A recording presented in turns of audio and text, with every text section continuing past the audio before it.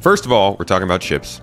Mainly the ships that they have introduced to us at CitizenCon just this last month. Whole bunch of stuff here. We've got, you know, the CSV, we've got the Starlancer, the Polaris, the Pioneer, and then a whole bunch of little teasers at the end here. I am interested to see how this IAE season goes, because it looks like they've got quite a few ships in the barrel to release. A lot of straight to flyables planned for the next 6 or so weeks. I just released a video about that on the main channel.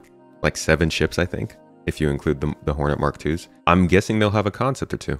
I think that we will probably be looking at like a total of 5, maybe 6 ships at IAE going, you know, out to the public, and then within the next few weeks after that, a couple, like 2 or 3 more. That's a lot of people are going to see that as not good after a year of not as much progress as they had hoped. So it'll be interesting to see what the overall sort of discourse is at the end of the month. Anyways, let's get into the panel. Let's see what they have to say about ships. Usually this is a pretty interesting one. Like I said, I'll be skipping around mostly to cover the ships that are coming sooner than later. That's where we're going to be focusing, but this is, haha, I got you, I tricked you. This is a deep dive about the CitizenCon panel and the ships they talked about there, if that wasn't obvious.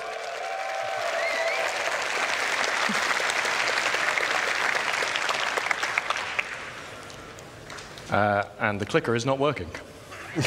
Oh, so if you've got technical difficulties, you have to do a dance, John. I think the ISC about CitizenCon will be just like last year's. They're just going to talk about what they did for CitizenCon, you know, the work that went into it, the challenges that it caused, the content that was presented. You that watched the previous presentation, which is awesome about base building and crafting, you should be familiar with the construction grav cart. Okay, I want to say, first of all, I don't think we went over this during our review of the base building thing. This, in my opinion, is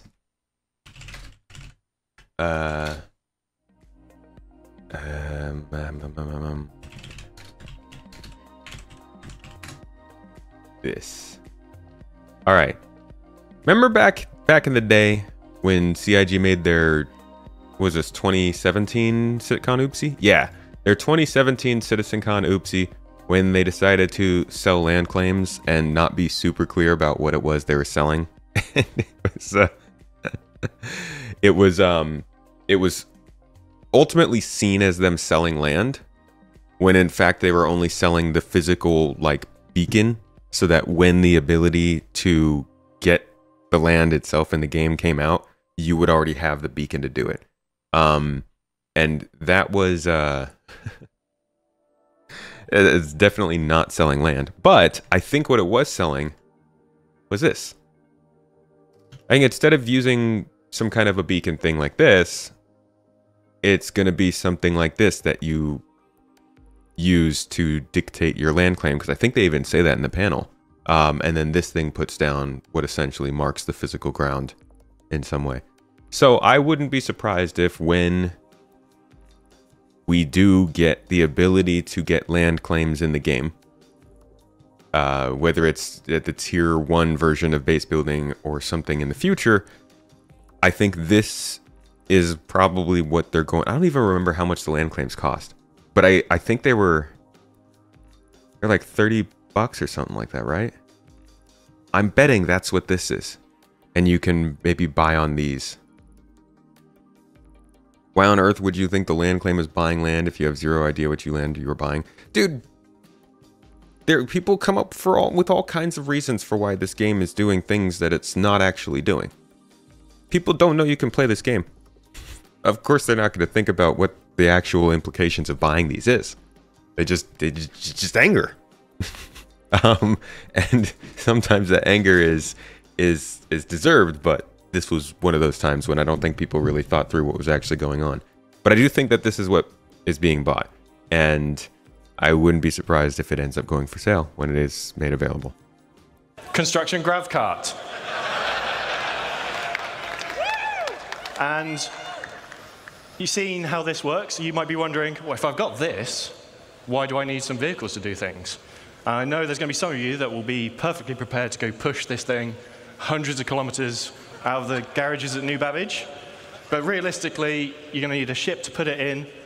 It can't carry supplies by itself, so you're going to need to put supplies in the ship, move them.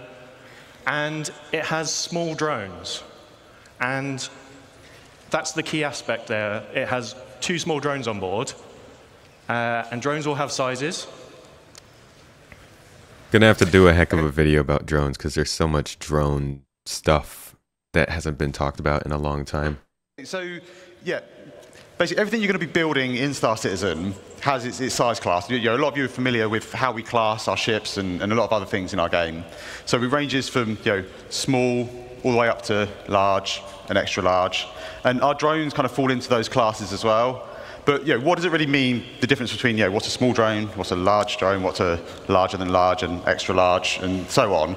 And basically, a medium drone, for example, can build any structure up to a medium size. So it can build smalls, mediums, and it will be able to build small structures faster than what a small drone would.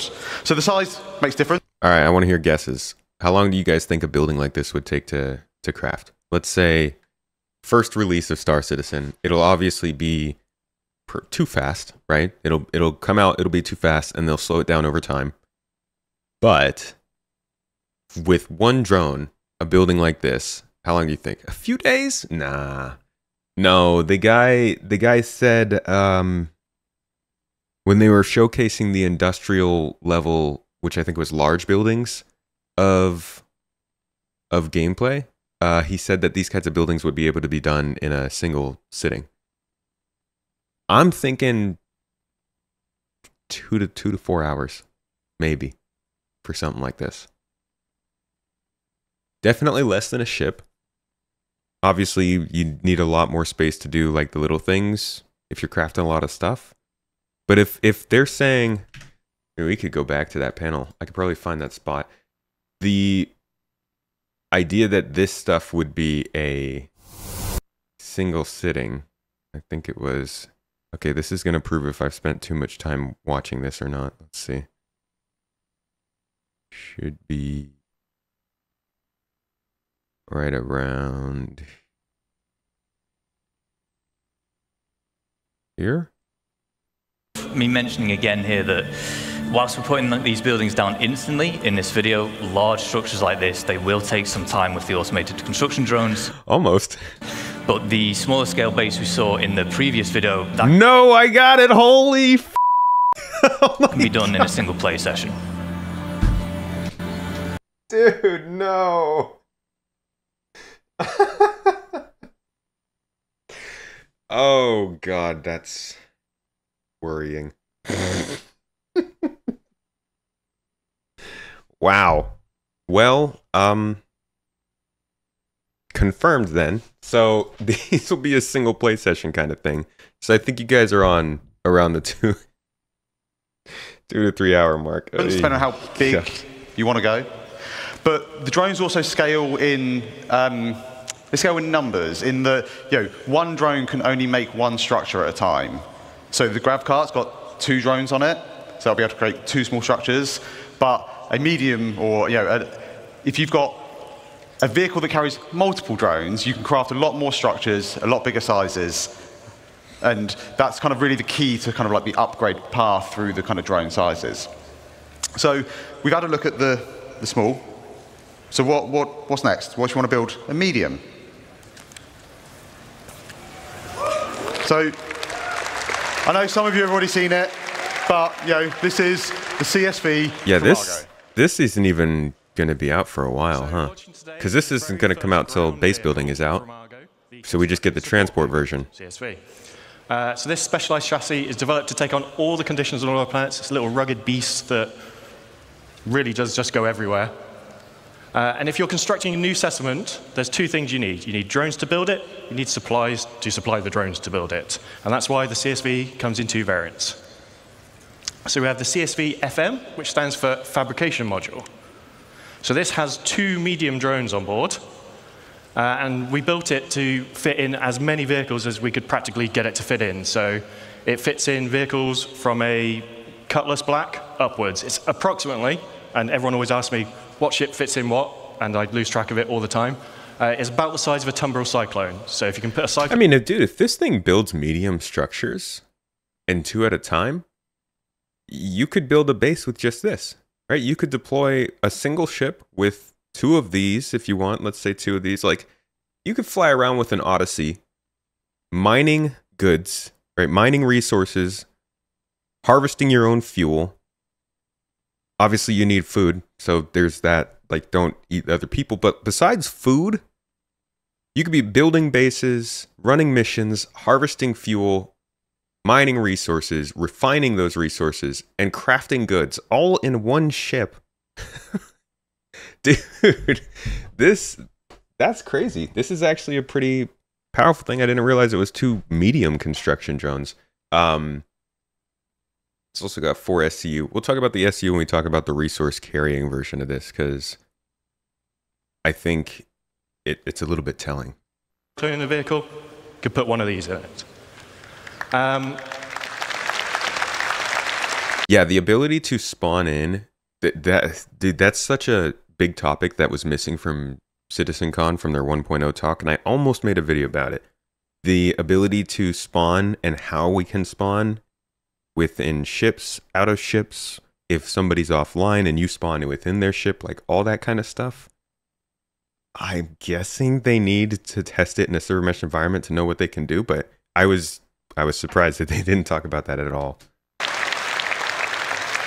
Obviously, it's very high level. Drones on board, and then it has an internal storage tank for resources. So it has a very small version of a freight elevator built into. No, the Odyssey is not a dedicated mining ship. It's just able to mine. Absorbs them into the holding tank on board, and then the drones will come back to the vehicle to refill. And it also has a size 0 serial generator on board for a bit of added protection. What happens when you run out of resources? This is where the CSV SM for supply model comes in. What's up, Grim? How you doing, dude? Good to see you in chat. And this has a traditional 4 SCU cargo grid on the back. So 4 1 SCU boxes, 2 2 SCU boxes, 1 4 SCU box. Depending on what you buy, you can use this to bring it and move it around. So this is the perfect companion vehicle to the CSV FM. Said that. Shield generator as well. Yeah, so that is not much. And I'm thinking what this means now. I haven't done a lot of games with base building, but the games that I have played do it differently. So I would say,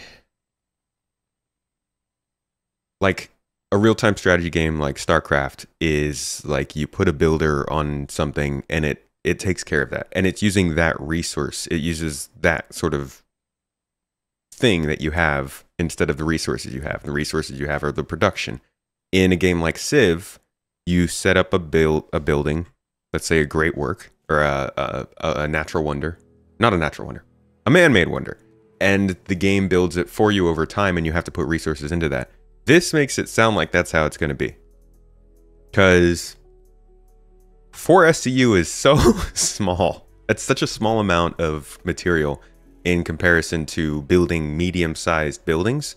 So there's no way that they're going to expect you to get everything transported to the building site using this before you start building. It's got to be you put it in, you go back and get more, the building starts, and you can keep on going back and forth, because this can't, there's no way this is the perfect companion to the freaking base building one if it's building size 2 buildings or medium buildings or whatever. I don't know, that's how I look at it. Like, this is a very small amount of storage. I would argue to say, why not just get like an Argo Cargo and run that same route? That thing practically looks like a truck in the air. Yeah, I don't know. So all that to say, I think that this shows that building is a continuous supply thing rather than a put all your resources in and build thing. They might have said that during the panel and I missed it, which would be good to know. Let me know. About 28 meters a second. I could not, my brain is fried. I can't remember what that is in miles per hour or kilometers per hour. And it is available right now to drive in SC Alpha 324.2, available at playerc.csv. This feels like the ultimate, it's ready, why not just release it?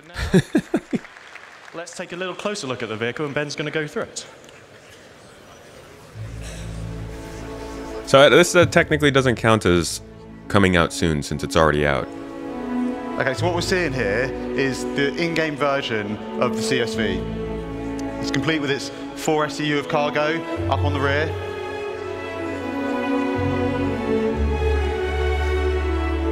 And I think the CSV kind of really builds on what Argo is known for as a manufacturer. It's got those kind of like really kind of hard industrial looks, and I think it helps it kind of feel at home on any build site. All of its components are easily accessible. And I think the exterior is like real dominating factor. It's those kind of large all-terrain wheels, and then that's kind of backed up by How are we doing this kind of video for a truck? I mean, you can just make like you could probably do it without the explanation, but there's just not enough stuff on a truck to talk about it for 60 seconds and make it sound super interesting. Just simple, smooth, sleek lines. We've got the front-loaded cab that puts all the controls kind of right in the kind of where the player needs them, and I think that's one of the keys to the ship as a whole, or the vehicle as a whole. Sorry, is it's simple, it's purposeful, it's functional, and I think that just kind of just helps it to kind of feel part of that Argo family. Okay. Sorry, Mule. We'll see what happens with the Mule now. But what if you want to go bigger? Are you the only person who doesn't care about the Polaris? I really don't care too much about it. I think it's a pretty cool ship. This is an interesting review. I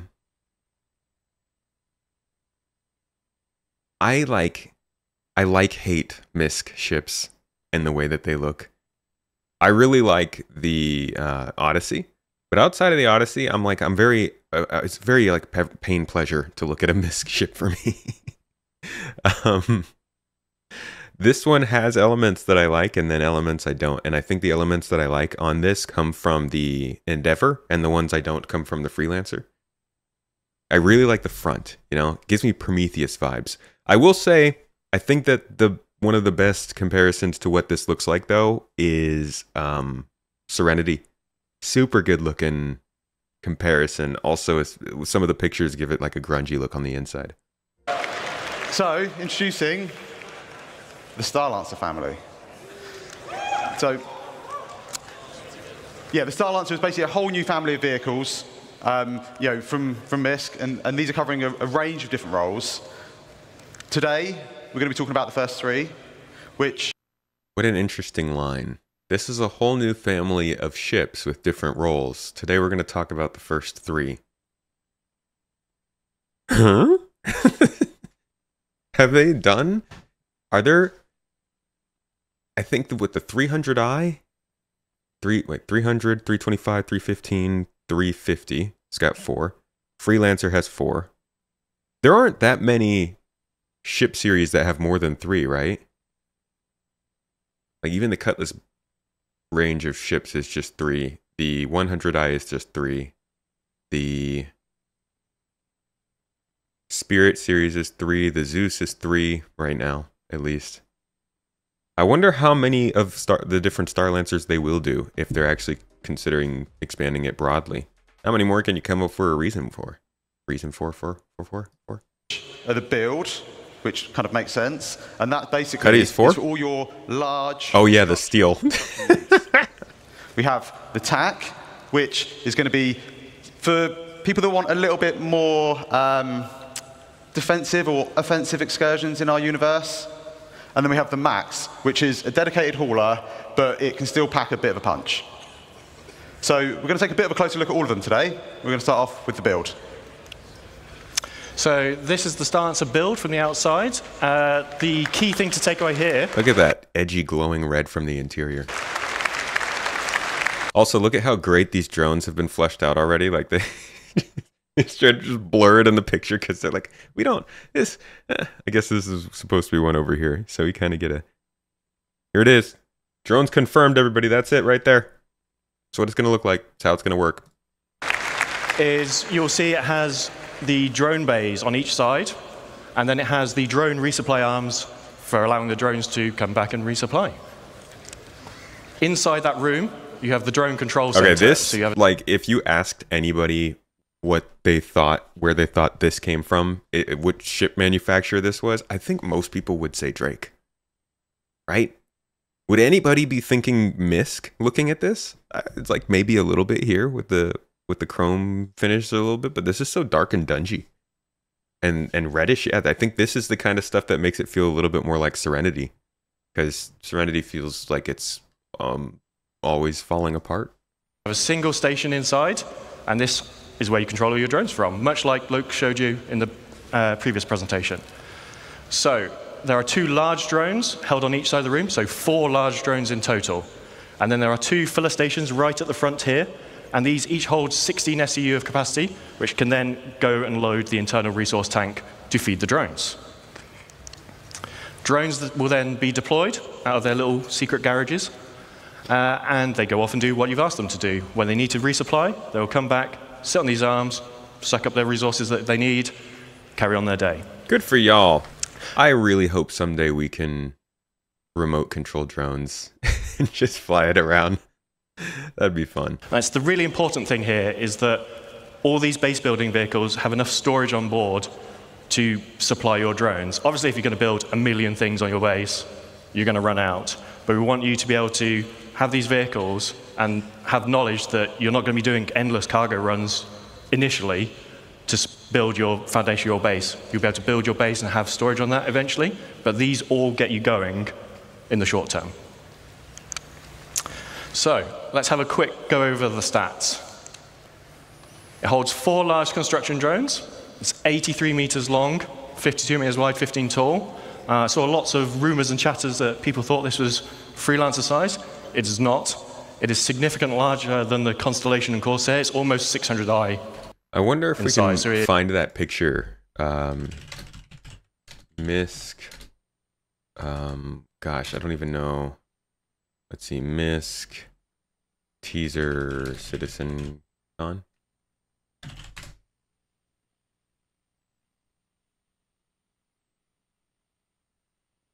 Yeah, so this is like one of the things that people saw thinking it was freelancer side. I guess the thing that you get here is like you don't know how big this hangar is.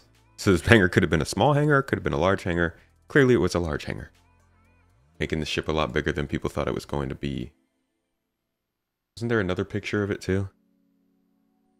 Is it just that one? Somebody looks like pasted them all together here.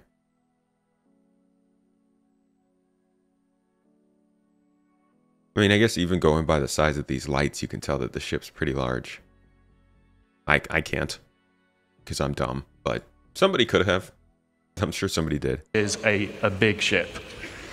2 S4 guns for the pilots, 16 missiles, remote turrets, and then 128 SU of cargo capacity in the build specifically. But what if you don't want to build stuff? What if, like me, you just want to burn stuff and destroy stuff? We know about you. So introducing the Silence Attack. So like I say, this is designed to be a bit more aggression into the verse. So I think the first thing you're going to notice is the kind of the dual manned size 5 turrets. Now these give much better kind of broadside coverage from any of the other variants. Hey, what's up, Red? And then on top, we also have like a dedicated hangar that has been specifically designed to fit a Mirai Fury inside. And I'm sure we will see plenty of other ships try to be fitted inside. Yeah, the Mirai does not leave you much room for other types of ships, but I guess if a Mirai can fit, like an 85X maybe can fit, which would be pretty cool. 85X is a really nice ship for its size. Successful or not. Yeah, we'll see. And I think John's going to run you through the interior now. How much do I think the build's going to cost? Did they not give a price? More than the max, I imagine. Let's have a look over the tack from outside to in. So this is the tack in its default paint, so sort of military drab gray. Then internally, obviously Ben talked about the size 5 turrets. Then we have some drop seats behind, and these are on a deployable ramp, so you can do some ground assault. They will drop out down. It's like a small Carrack. If you're doing a bit of ground assault, chances are someone's probably going to get injured, so there is an onboard medical facility directly behind there with 2. It has a medical bay too, right? So I mean, this is, yeah, it has a medical bay. It's got drop pods. It's got an armory, it looks like. Got habitation. It's got a hangar. It's got engineering. This is a mini Carrack with defenses. This is a much better ship than I initially thought it was. I'm going to rewind this and watch it again real quick. So yeah, let's have a look over the tack from outside to in. So this is the tack in its default paint, so sort of military drab gray. Yeah, it's also got a ton of turrets. Like, it's got 2 up top here. I'm assuming there's might be 1 down below. Maybe not. Maybe that's too many. But then it's got 1 here, which means I think it must have another one on the other side. And then 2 more in the front here. Does this thing have... Yeah, because those are the front turrets right there. There's 2, 4, 6... Does this thing have 6 turrets? Dude, this is crazy. This is a civilian ship? This isn't even a military-made ship? The interior now? What are you doing, Misk? So yeah, let's have a look over the tack from outside to in. So this is the tack in its default paint, so sort of military drab gray. Then internally, obviously Ben talked about the size 5 turrets. Then we have some drop seats behind, and these are on a deployable ramp, so you can do some ground assault. They will drop out, down. If you're doing a bit of ground assault, chances are someone's probably going to get injured, so there is an onboard medical facility directly behind there with 2 Tier 3 medical beds.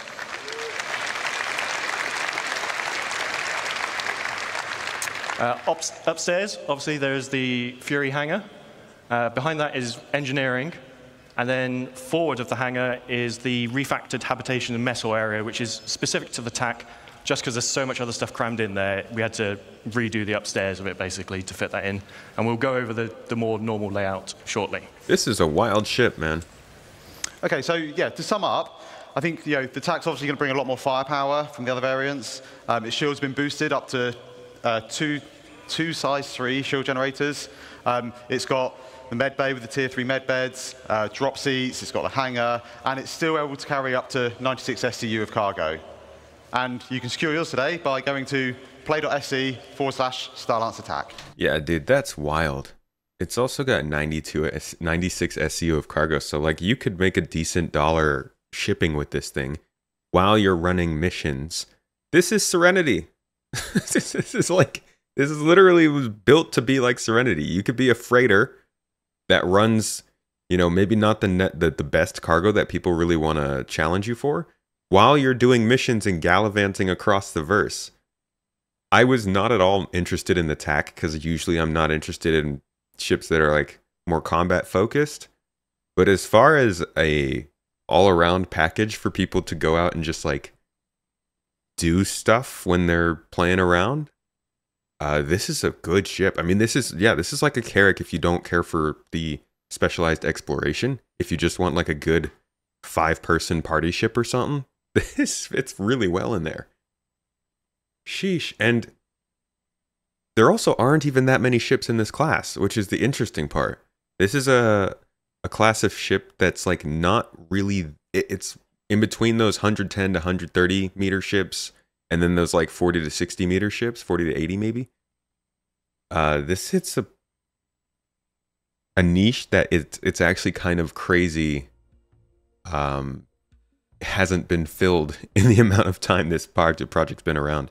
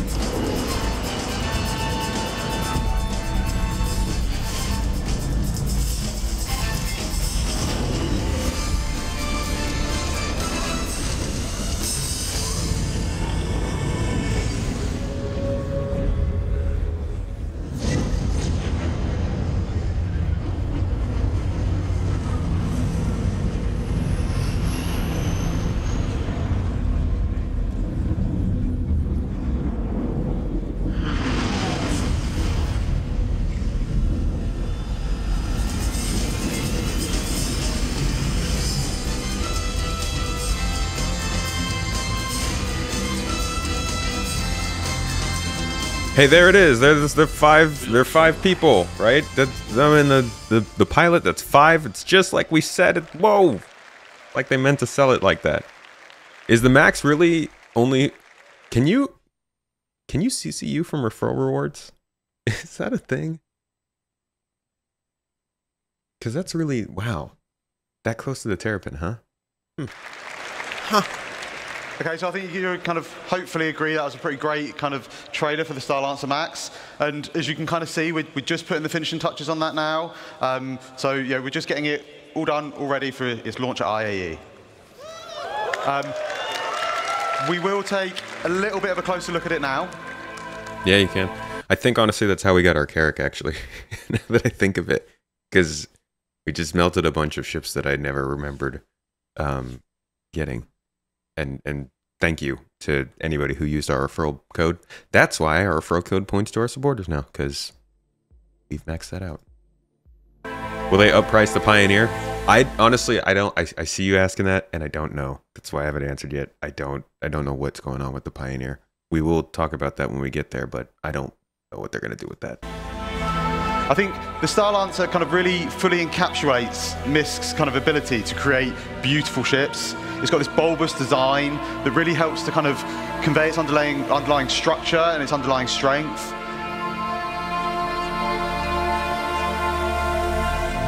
I think when the engineers were trying to kind of put this together, they were thinking about what's useful, what's great, and one of the things that we thought about was this deployable cargo grid that just brings the cargo down to the ground, makes it much easier for loading and unloading. And they also wanted to put the kind of the crew, you know, they wanted to put what was important for them. So they've added a lot of windows out so the crew can see out into the verse, and it's one of the things that we know people like, is being able to have these kind of little windows out into space.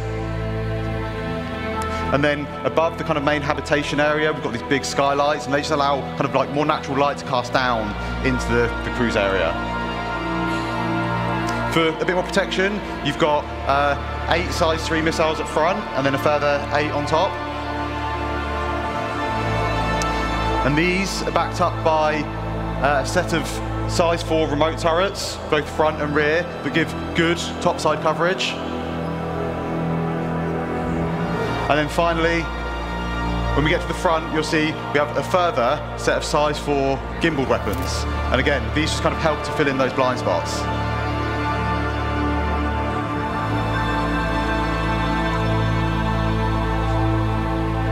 I think as a whole, I think the engineers or Misk have done an exceptional job in creating a vehicle that kind of fully encapsulates the functionality needed, while still ensuring that the crew's kind of well-being and livelihood is protected. It's all in a package that kind of really dominates the sky, and I think it really shows off Misk's ability to deliver kind of quite beautiful ships. You know, Nakaj, I gotta agree with you. I just don't like the way that they do these. I don't like the way that they do these sales pitches for the ships nowadays. I think last year was the first year that they really did it like this, because even, I want to say 2 years ago, don't even think we had anything 2 years ago now that I think of it.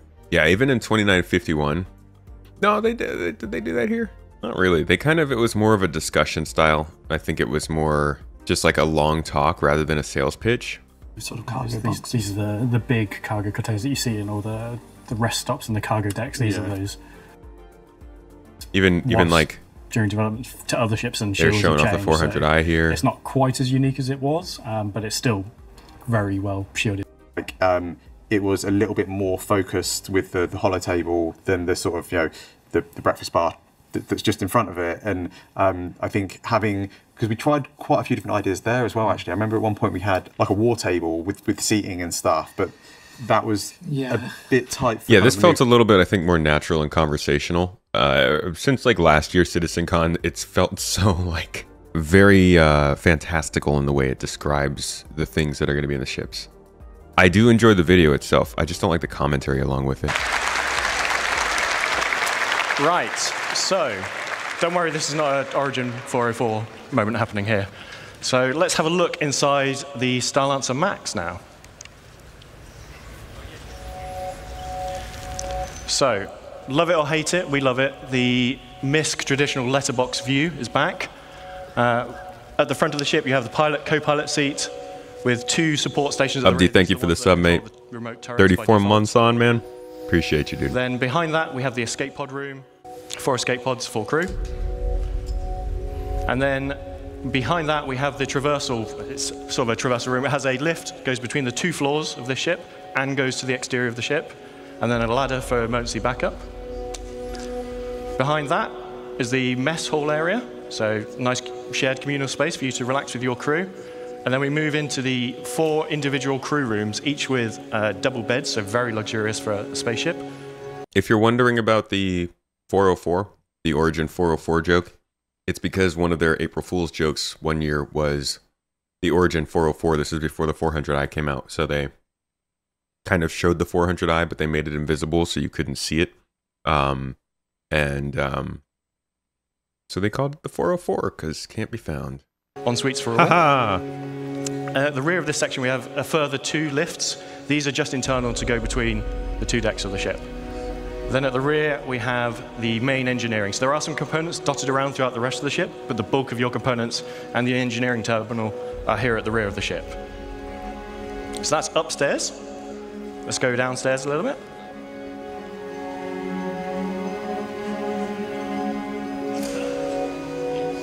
We have the main vehicle entrance and cargo entrance for the rear section. This can be used as a garage, but it is also a cargo hold. Can fit vehicles up to a Ursa rover in size in here. And then on the max, we have, as you saw in the trailer, the 2, it's sort of 1 cargo lift that drops down, but it retains a walkway throughout the center of the ship. So regardless of whether your cargo is up, down, being loaded, you still have traversal front to back of the ship. Then we have the downstairs of the traversal room, which also features the airlock onto the ship. And then lastly, we have the armory at the front of the ship. So if you're coming on board, leaving via EVA, leaving via that front entrance to the ground, you can stop off here, suit up, get your weapons, do the reverse coming back. And that is the Starlancer Max. Cool ship, cool ship. Actually, you know, I didn't even realize it before, but the Max is actually not as interesting as the TAC. Usually I would go the other direction, but I find the TAC to be a very interesting ship after this look into it. Max is cool though, and I am glad that at least one of the ships that they introduced during CitizenCon is like going to be viable within a month.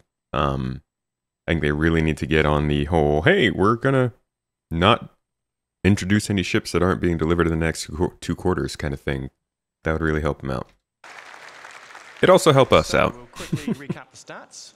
224 SU of cargo, 128 on that ventral drop platform, 96 in the rear cargo area.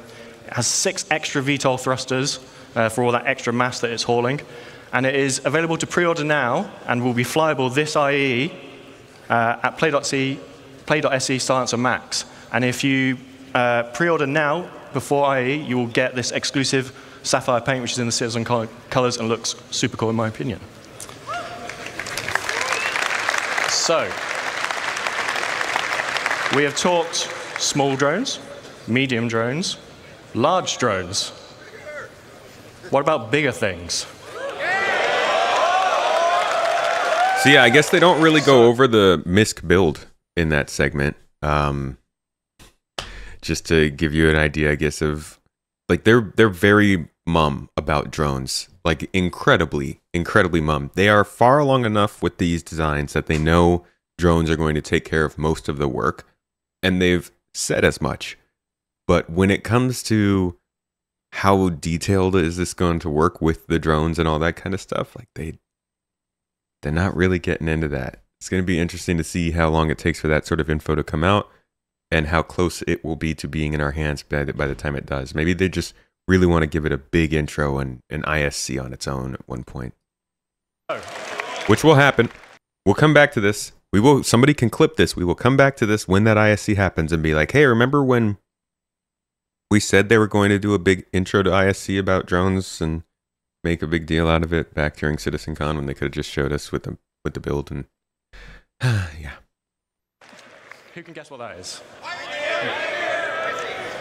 So,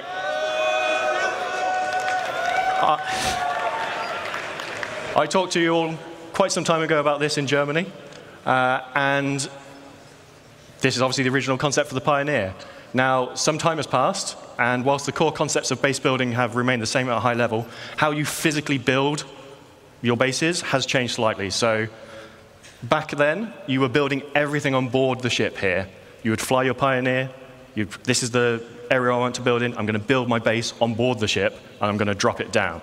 As you've seen, bases are a lot more expansive now. This doesn't work anymore. So we need to do a little bit of some reconcepting. OK, so one of the first things we really wanted to kind of solve was the arm. We know a lot more about how we're going to be constructing these structures now. And okay, I'm curious to hear, how many of you guys in chat have a Pioneer? And are you more disappointed or OK with the rework? How we're going to be constructing these structures now. And kind of the arm didn't really make a lot of sense anymore. All it really did was it made the space you need to land the ship almost twice as big as what it's kind of needed. And we're not real spaceship engineers. We don't make real spaceships. But what we do try and do a lot of the time is we try and take as much reference from kind of real life manufacturing as we possibly can. And I think that's really it's really key to what I think Star Citizen is as a whole across like all the different departments, in that we're trying to make a believable universe. And if you think about the arm, and whilst I can't deny it's a cool idea, I think really from a manufacturing point of view, all it really does is it adds a lot of complication and a lot of manufacturing costs onto what is already a... I'm asking specifically about the looks, by the way. Not just the features, because obviously they upgraded it in terms of features, but in terms of looks, how do you guys feel about this? A very advanced, very large, very costly ship to make. So that was kind of like one of the kind of real first things we wanted to do. Yeah, I think they could have shown this angle first. Would have made more sense. Kind of, because like you can jump back and forth between the concept and this angle. It's fresh in your mind right there. Why would you not come forward with this after showing us this? That just makes sense. And you can see that it's mostly unchanged in like the overall shape. I think a big reason that it looks so different from this is because the center is open. Like this isn't normally, it doesn't usually look like this. We could look up some of the pictures. Because the Pioneer itself looks pretty radically different in that picture than it does in others. Let's see if I can find a... Yeah, like this is what it looked like. I think I'm in front of that. All right. So from that to... Do they have a top-down view of the new one? No, just this. I mean, that's good enough. From that to this. That's really not a huge... Like, they've actually left even this little arm thing that's sticking out on the side here. You can tell that they kind of tried to include that here. The landing pad is still here with the landing pad. It's actually quite... It's like really similar. And yeah, so on the original version, this central spot like folds upwards and opens up. And that's why that original concept image that we see here looks so much different, because it's got this whole section open and they're actually building the bases within this empty space. So they've changed that, and that's no longer what happens. And that means it all gets built outside by drones. Obviously, it makes it easier if you can simplify the entire game by having drones laser build all things rather than having custom bases that have to fit within this ship and be built custom every time. And then be built differently with other ships too. You know? No idea how much it is. Not a clue. Probably too much. Very advanced. It was kind of like that. Was kind of have a little bit of a shift around of kind of like the egress points on the ship. The cargo position has moved, so we needed to kind of update that.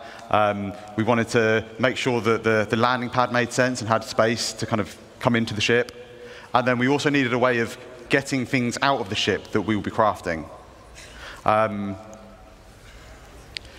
top of that, we had a few other goals. Like I say, it needs to support all the updated kind of building mechanics. It needs to support all our current metrics, and I don't mean just character metrics, I mean all metrics, because we're going to be creating a lot of things inside this ship. We wanted it to kind of become a true self-sustained mobile base. We wanted it to kind of be kind of like the cornerstone of your crafting and construction ventures. And to do that, we needed to add a few extra kind of onboard facilities. So a med bay, like I say, the crafting area, the ability to refine or extract and refine materials. That'd be pretty nuts if they made a carrier version of this to compete with the Kraken. So let's have a quick look over the updated interior of the Pioneer. So at the back of the ship, we have the classic bridge, looks out over the expanse of the ship. And then top and bottom of that in this image. Dude, I'm really wondering, we see it with the Polaris and we'll see it later in this video. I'm really wondering what the feel of this game on a ship's bridge is going to be. Like, are there really going to be people sitting down doing actual jobs? Is it just going to be like a bunch of f***s running around just getting into trouble while 2 or 3 people are trying to make the ship run? Like, what? Is it going to be Star Trek bridge crew, or is it going to be when you bring too many people onto your ship on Sea of Thieves and there's not enough to do? Because bridges could be very cool, or they could just feel kind of like wastes of space. And this is the Pioneer is really the first time we're getting a proper one. Like the Constellation, the Starfarer, they all kind of have a version of it. But if you got more than 4 seats, I'm wondering, what is everyone doing? It's going to be both. You're probably right. We'll see how that goes, though. We have the escape pod rooms, and then leading off those is the access to the manned turrets that remain. Then going downstairs, we have the cargo area at the top. Doesn't look like a lot. That's 1,000 SEU of cargo now in that space. Dude, what? Is that here he's talking about? Or is that like up here? Must be this up here. 1,000 freaking SEU. Next to that is the fabrication control room. This is where you'll be controlling fabricating larger vehicles and ships, as well as smaller fabrication machines next door for. You don't want to use this to build a small FPS weapon. It's a bit overkill, so we have that on board as well. In the center of the ship, we have a small fabrication hangar with roof and ramp egress. So if you're building a small ship on board, so things like a Nomad, you can build on board here. You'll be able to fly out the roof of the fabrication hangar. And then we have the existing small landing pad that transitions from... Just flying around building ships while you go. Like, this is also a part of the engineering and resource management stuff they haven't talked about. If you have a Pioneer that is full on building stuff on board, will you have enough power to fly around with shields on? When it comes to these more industrial focused ships that have like big functions going on, are they going to lean into the aspect that these ships are specialized and say, hey, if you're refining, there's a good chance you can't break atmosphere because you won't have enough thruster power? Or are they just going to kind of let people do whatever they like with industrial ships? Because it just feels like there's got to be some complications when it comes to building entire ships on your ship when you're balancing power and stuff, you know? From outside the ship to inside the ship. So cargo you can load via new entrance that Ben's going to talk about in a second, but you can still retain the ability to land a ship on top of this ship, move it inside your ship, all those things. It is a lot of wasted space. But, you know, it's the Pioneer. Engineering at the rear. This is now capital components all the way around. It was a weird mix of size 3s before. It's now just all capital everything. Then we have the habitation, mess hall, medical area between the hangar and engineering. And then at the front, we have 4 extra large drones in the drone room. But we don't just have some pictures like this to show you. Ben's going to go through this in a bit more detail now. Okay, yeah, so we're going to have a little look at kind of like the concept and where it's at on the interior. We start out on the interior bridge. It's very spacious, or command deck bridge, whatever you want to call it. It gives kind of really nice views out over the front of the ship. Dude. And right up front, what a freaking beautiful set piece that is. All the consoles required that you need to kind of control the ship. So stylized. as well as the kind of additional remote turret access consoles. And then at the rear, we have the main kind of navigation components and some small engineering consoles. And kind of flanking either side, we've got these two corridors, and they lead out to the manned turrets that kind of sit above the bridge. And they also have all the escape pods needed for all the bridge crew. Like I say, we want this to kind of be a home away from home, so we have a very large, comfortable habitation area. Each of the crew members, they get their own individual crew pod. The interesting part about this is the first time we're seeing a CNOU interior, right? You've got the Nomad, which is like a little bit of an interior there. You've got all your Mustangs, and you got your Pioneer. And so this is essentially our introduction to a brand new ship style. And the interesting thing about this is back when they first talked about Pioneer and CNOU as a brand, they said that it was going to be one thing they really wanted to shoot for was that, ow, yeah, ass, it hurt, Jesus. One thing that they said they wanted to shoot for was that the ships themselves would feel like space stations with thrusters. You could get this a lot from the Pioneer. And this was about like their larger ships, that if you were inside or outside of that ship, you'd feel like you were in or around a space station that simply moved around. And I forgot about that until just now when I was watching this video, and I'm like, this feels like the inside of a space station. And they nailed it.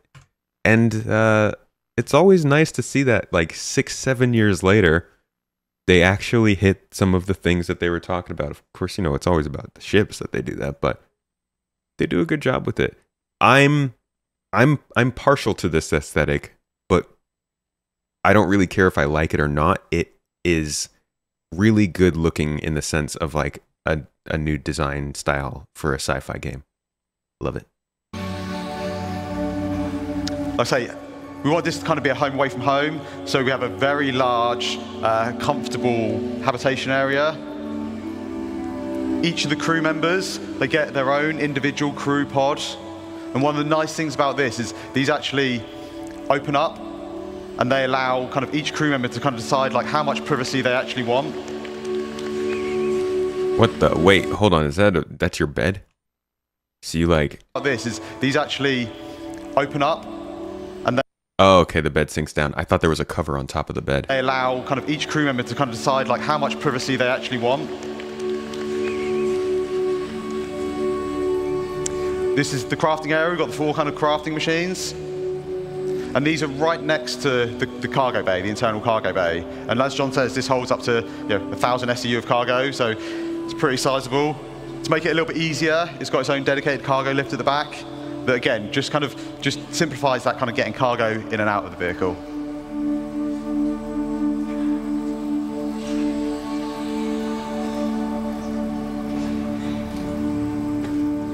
Down at the front, we have the drone room. Now these will be 4 extra large drones, so they'll be able to craft our largest structures in game. They exit the ship out through the roof, and they're all controlled by the construction console in this area.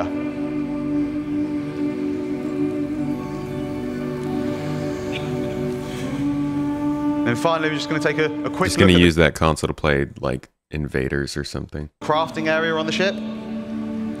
So you can see here we've got these blast shields down that kind of protect the crew in this area from what's going on inside.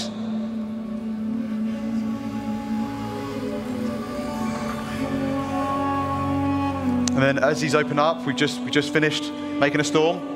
Dude, the door in this ship is probably heavier than my ship. This thing's so freaking big. Look at the size of this hangar. This is on another ship. And as we see, there's a ramp that leads out, so you can drive any ground vehicle straight out the front. Between all the landing gear, and you get this really nice kind of like sense of scale as you're driving underneath out the front of the ship. And we've also got the top exit for any flight vehicles. And then finally, we have the landing pad. And this just allows us for any ships that land up on deck, we can just bring them down into the belly of the ship.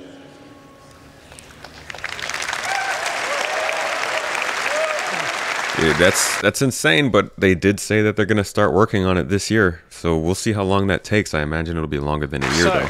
That's the Pioneer. It's had quite the glow up over the years. Holds 4 extra large drones. And if you're interested in finding out what extra large drones can build, I highly recommend sticking around for the next presentation. It's about 20% bigger. I know the jokes, we always make ships bigger, but to fit all that in, it needed it. It can craft small ships and vehicles. And one thing we didn't show in that video is the landing gear. So it's larger, even though they're not using that front space. I guess maybe they needed to scale it up to get the width of the usage in towards the back of the ship.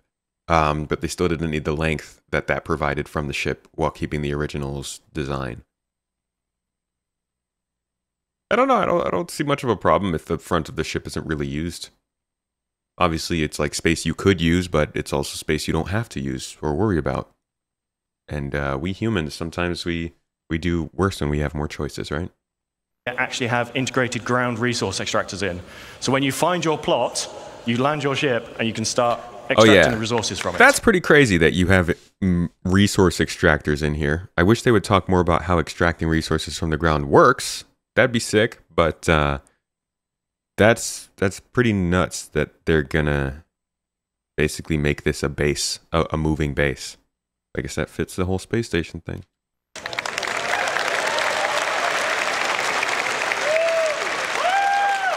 Capital components all round, and now it has 1,000 SU of cargo capacity. Now the bad news. When base building comes out, this will not be there day one of it. But we are starting this in the next week or 2. So it is in production very soon. Next week or 2. You guys think they've actually started it? I don't think so. Maybe. But I'd say it's 50-50. So to finish up, we'll do the classic one last thing. CitizenCon is usually about looking forwards. Do the classic one last thing. Just 10 more minutes, though. But we'll do some housekeeping and look at the now and a bit before. So, oh, sorry, this is Ben. Yeah, so you remember last year we teased these 10 vehicle silhouettes. Now, these were vehicles that we were planning on working on this year, and we've not quite delivered all of them yet this year. But we did come quite close. So far we've delivered 6. We've delivered the Pulse, the X1, the Medvac, the Argo and PUV-1T, the RSI Zeus, and the rework on the Retaliator. Oh, but what about the rest? Sorry. So, all but one of these will be released before the end of the year. So the Legionnaire is the one that's going to miss out. And that's because we want to align it with hacking gameplay. Dude, I can't wait to hear what happened to hacking. I hope we get a solid look into it. There's not enough information publicly for us to put together a timeline. But hacking is like second to salvage alone in terms of features that have just been all over the f***ing place. Like, salvage got delayed, I think, from the roadmap itself. Not even in the sense that it got mentioned and then didn't happen. Like, this feature got pulled off the roadmap at least 6 times. 6 to 8, maybe 10 times. Salvage got moved over the course of like 3 years. Hacking wasn't put on the roadmap, but how many times has it kind of been about to show up and then just nowhere at all? It was supposed to be on the preview channel. There's supposed to be a ship released. They talked about it, like all these things. They gave like sneak peeks of the hacking tool. You guys remember that? The pictures of that, like multiple times. And then it's just, they don't even show it in Squadron 42 gameplay. They're like, no, hacking. What's hacking? There is no hacking. What is hacking, silly players? It's out. And that's because we want to align it with hacking gameplay. But the rest will be here before the end of the year. So, Crusader Intrepid, Mariah Guardian, and the Polaris. So, we have a few packs. I don't even want hacking. Okay, I don't need hacking. I'm not like interested in hacking as gameplay. It's not something that I'm waiting for or excited for.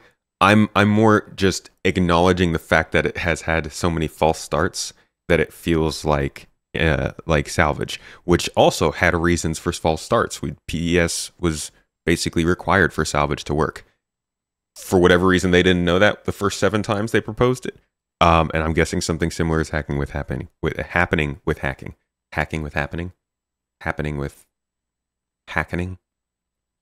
Matches between where I am today standing on stage and the end of the year. But let's start with some things that you're going to see at IEE. Oh, hello, beautiful. Dude, look at the shape of that terrapin, though. What happened to your head, turtle?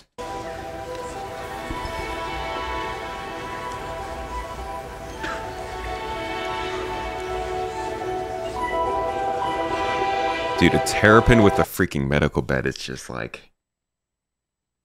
It had to happen, right? Is there a ship that has been more requested besides maybe the NERSA? I think adding medical things to other things is what people have really wanted in life when it comes to Star Citizen.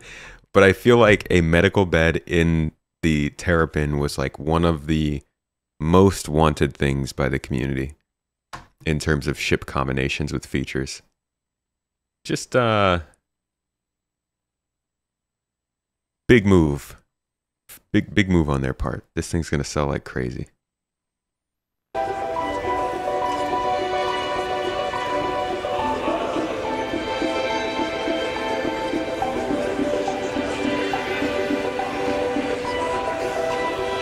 I will be keeping my scanning version of the terrapin though.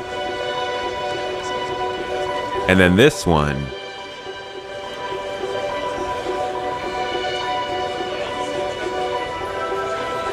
This ship is so much bigger than I thought.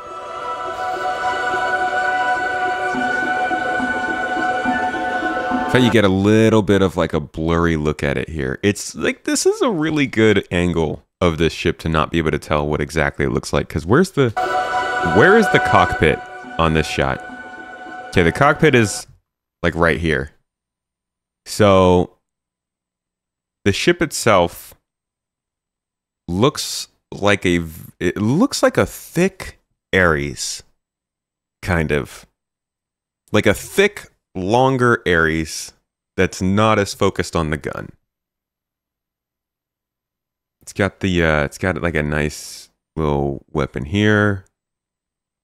It looks like some general. I guess you can. The way that they dip and move the camera. Whoa. Can you fast forward by holding down the space bar? Did I? Wait, what? Oh! What the? How long's that been a thing?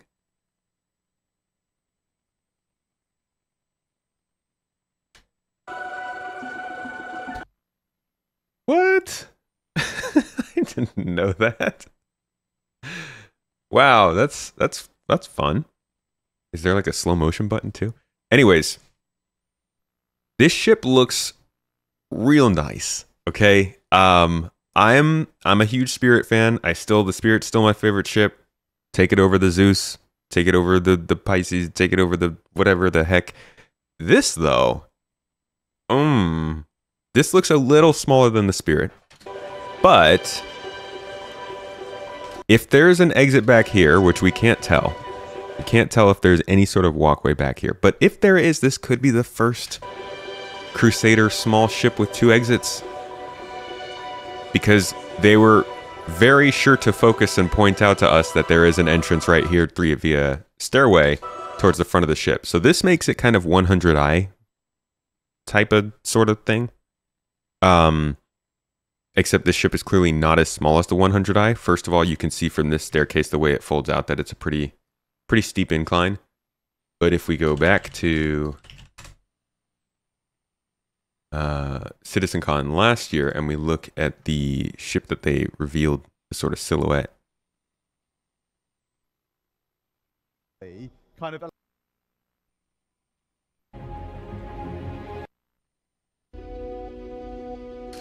So like this dude is high up here.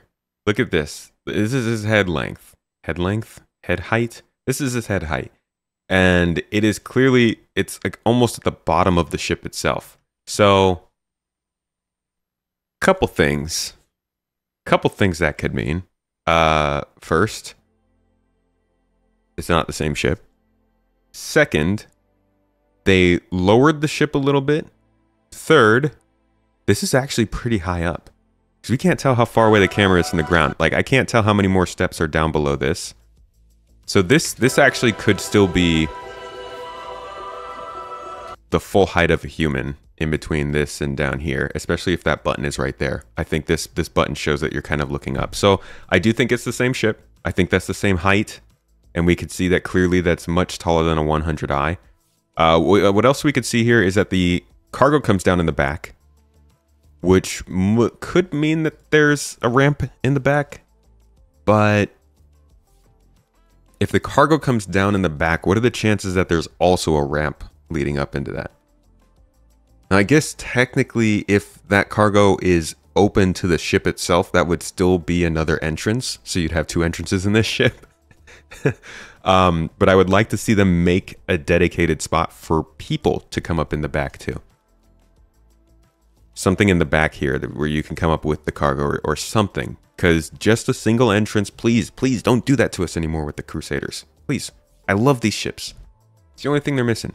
But either way, the ship looks really like a good size. It looks just a little bit smaller than the Crusader Spirit. Looks bigger than things like the 300i, the Cutter, the Pisces, even the I wouldn't say this is anywhere near as big as a Cutlass, but like really bridging that gap. It's probably bigger than an Avenger. So this is that same gun we saw from the other side. Looks like a size 3, but I'm not really a gun person, so I wouldn't know. And then you can tell it's pretty wide. What, is it asymmetric though? They keep showing just this side. Actually, I guess in the earlier shot here, this would be the left side. And I don't think we see a gun here. So is it an asymmetric gun? Like the Ares? A gun only on the right side? Don't even see the silhouette really here either. A single size 5? You think this thing's built kind of like the Ares with just a larger one-sided gun?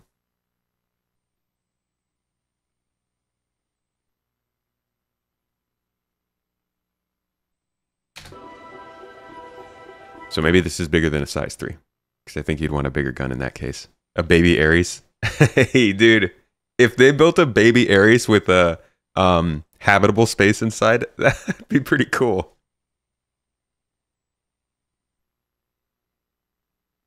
It is asymmetric. Has that been like confirmed somewhere? The cockpit also isn't centered. Yeah, that's what we were noticing from the inside shots. Cockpit looks like it leans a little bit to the left of the ship.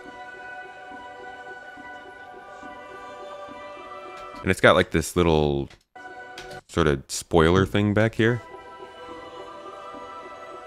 Slightly. I think that adds like 17 horsepower.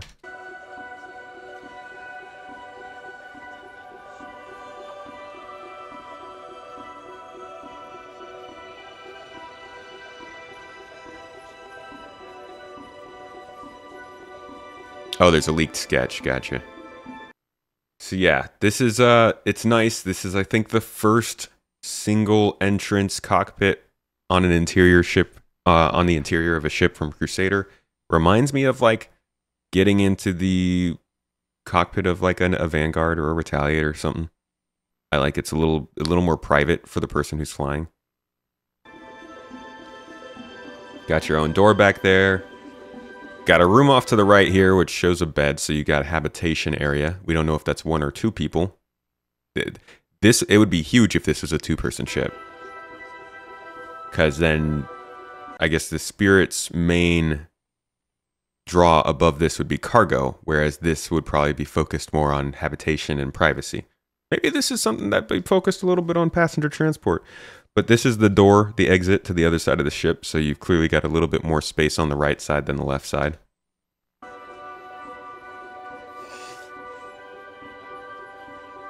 And then this, I'm guessing, was just a back room. This looks like it's probably where the cargo sits in this room back here that we're entering. And the big question that I think remains is, is there going to be an exit back there? Hab is behind the gun, right?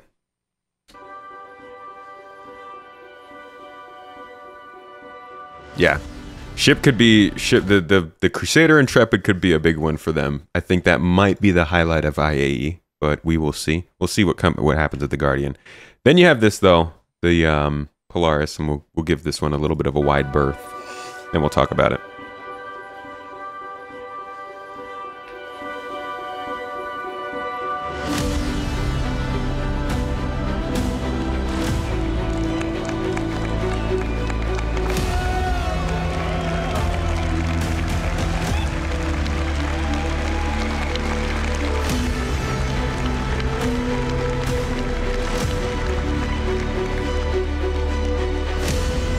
So this is another one of those cockpits that's like, you're going to have a lot of people up here. How's that going to go?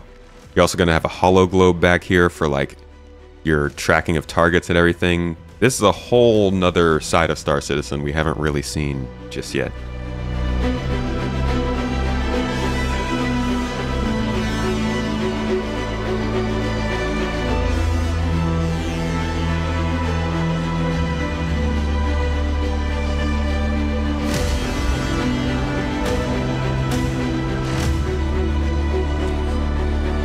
This ship is freaking huge. It's ridiculous. There's too many hallways in here. You could just host death matches on this ship.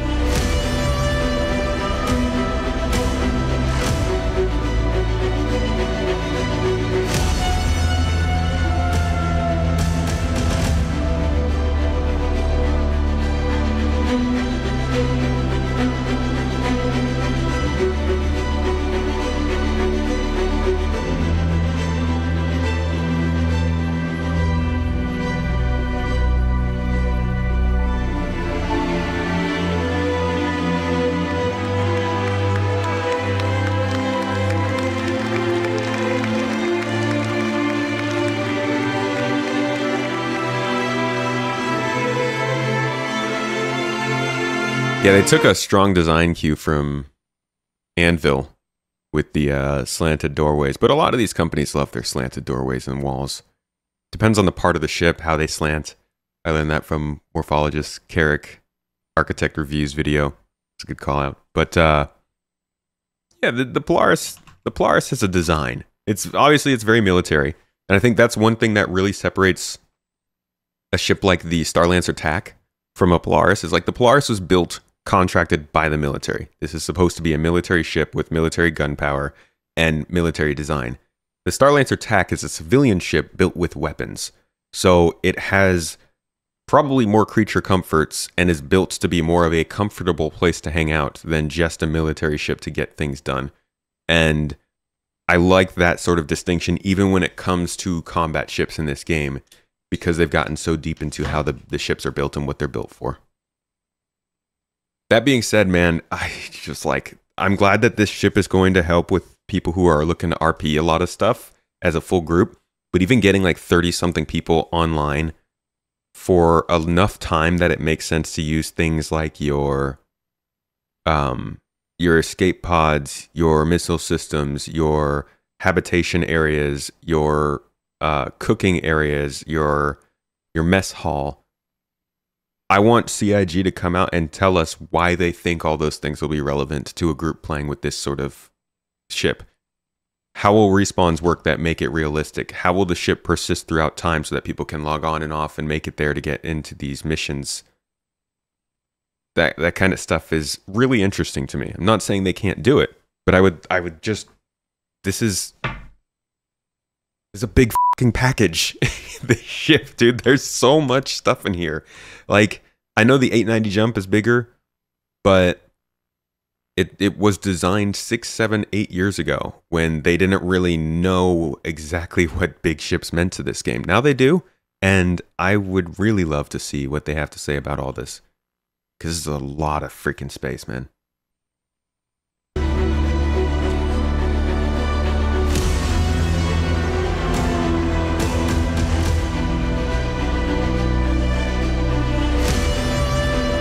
Honestly, a max crew of 14 doesn't even make sense for this. So I think it's up here in a couple seconds. You're going to see the mess hall. Yeah. Like, is that 14 seats? Maybe it is. If that's the case, however many people would fill this up. Like, what would be the explanation for why this is needed? Again, not saying it's not needed. Not saying they can't come up with the explanation. But just like they did with Star Citizen 1.0, with base building over the CitizenCon, with things like that, could you walk us through it? 12 seats, yeah. So, not 30 people, 12 people. How can you get 12 people on board to do all this stuff? I also wonder, like, why put a max crew size on this if you could have a different number of engineers? Meeting staging area. Okay, I thought this was a mess hall. If it is it doubles as a meeting area, then maybe that works. Needing to feed your AI crew. Now there's something. That's a really good point, actually. Because if there's anybody that's going to eat, it's going to be the NPCs.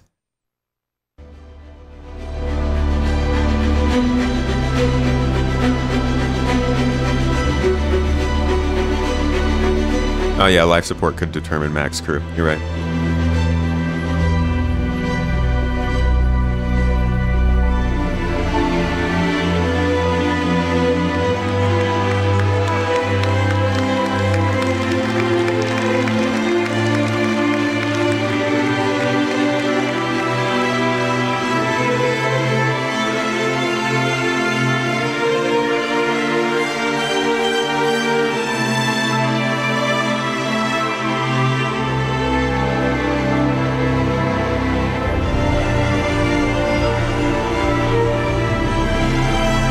This is the craziest part of the ship to me. This is the most insane engineering bay they've put into any ship so far. This is wild.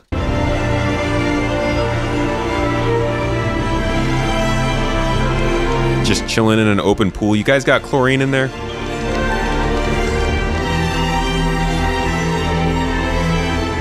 I wonder what it even is. Probably not water.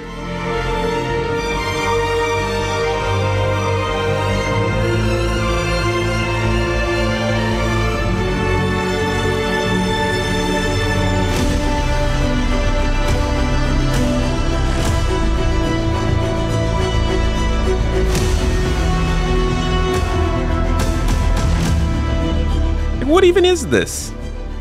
What is that? It's like the this is the cursed collection of bracelets you got at Coachella.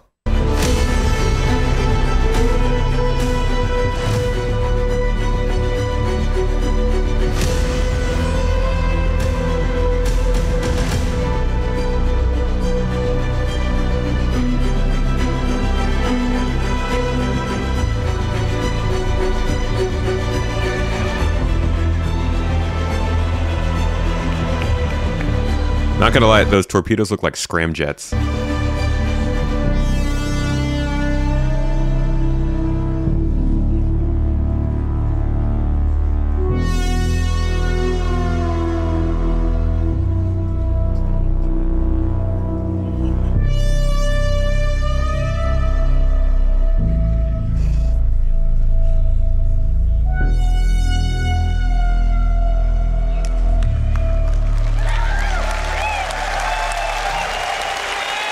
Dude, I just the freaking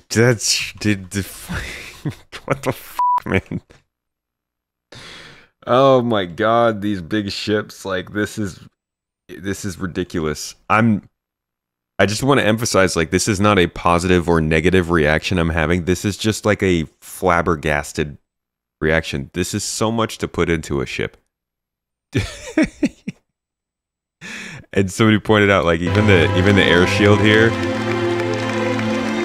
is something that they've sort of talked about and put into different places and different things, but even the air shield there is a nice touch. I'm just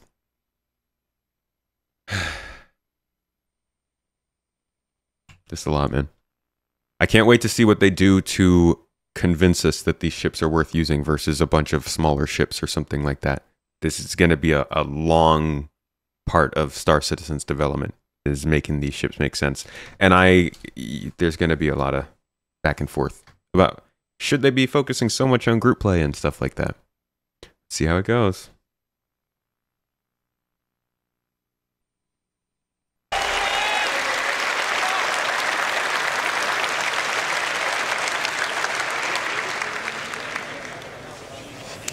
Okay, so on top of those ships we've talked about, we also worked on a number of other ships this year. So we're just going to quickly go through them before we get on to what we're doing next. So we delivered the Sulen, the Storm, the Cutter Rambler, the F7A and F7C Mark IIs. Wait, so hold on. Just looking at this, you can tell that the Intrepid's going to be bigger than the Cutter. Longer, at least. Like, if you look at how this guy compares to the size of the Cutter, it could be, you know, different lenses simulated in these videos. But this thing definitely looks more compact than this thing. Which, dang, really, really puts that in an interesting area. As you can tell, I'm very interested in the Intrepid. The F7A and F7C Mark IIs. So I always get tongue twisted with these. And the F7A Mark Is. They also did the Santok EI, the Sabre Firebird, the Peregrine, and then most recently, the Argo Atlas. So, like last year, where we did a little tease, can't just leave without teasing a little bit more, so... You know, that's a good call. In my video, I completely forgot to compare the Intrepid to the Sulen. That's probably the best parallel to what it's going to be. Good call. Let's have a quick look at just some, emphasis on some, of the vehicles that we're working on in the next 12 months. Alrighty. This is okay, so we know this one, right? This is the one that everybody is most excited about. Little base building truck, little guy. I mean, we basically already got this released just as a resource carrying version, so not a big surprise here. This looks to be a new ground vehicle. Gives me Anvil vibes, but I don't even know. Yeah, they didn't say release. They just said working on. Gray Cat. Ooh. Do we already have a Gray Cat vehicle that we're expecting? Ah, the lights, right. Oh, yeah, that's right. These lights. All of the lights. Pretty sure we've got a concept for a Gray Cat vehicle with lights like these, huh? Okay. I'm just gonna have to find this manually. So that's an awful crime if so. Alright, let's give it 40 seconds. Put them on the clock. Can we find this vehicle? It is some kind of concept art for a small little Chucky boy. We should have a special song for when I have to do these lookups, like the Jeopardy song. See if I could find it before the song ends. This one I think is a no-go, though. I don't think the picture I'm thinking of was even this old. Alright, let's just do a Google search.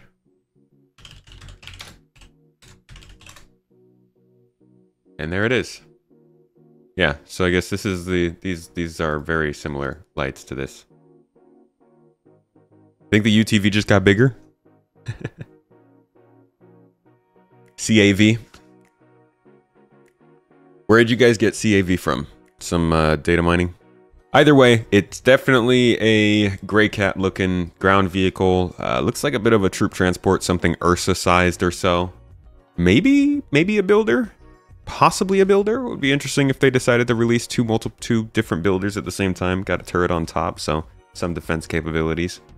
Oh, I guess, yeah, this could be tracks. I just thought those were the sides of the wheels, since you can't really tell in the middle. So maybe it's a tracked vehicle. That would be interesting.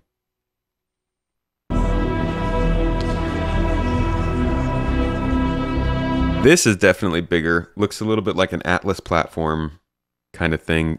Y'all think this is the base builder from last year? Did it look like that? Has anybody made that sort of shape comparison yet?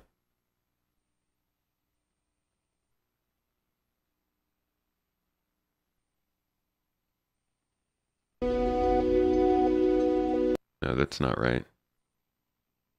Thank you. Base builder is way bigger. So you must find. You can. Yeah, base builder is pretty big.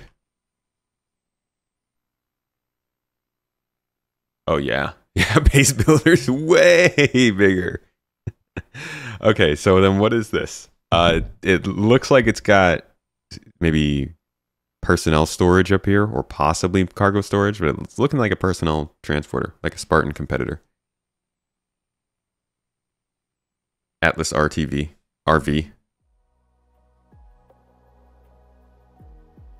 If they pivoted to drones, could be drone control.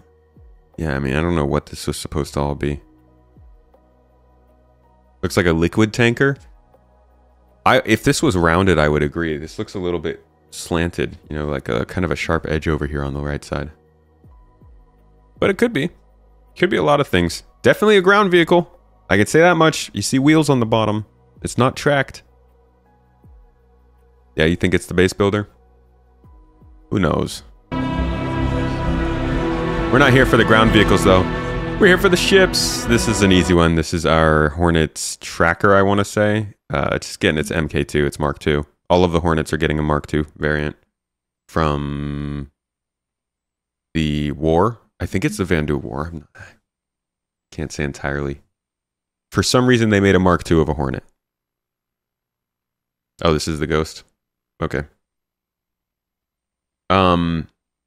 There are going to be ships that are in this game that don't exist in Squadron, the Polaris being one of them. I don't know for sure if these are the same, though. Let's see. Star Citizen.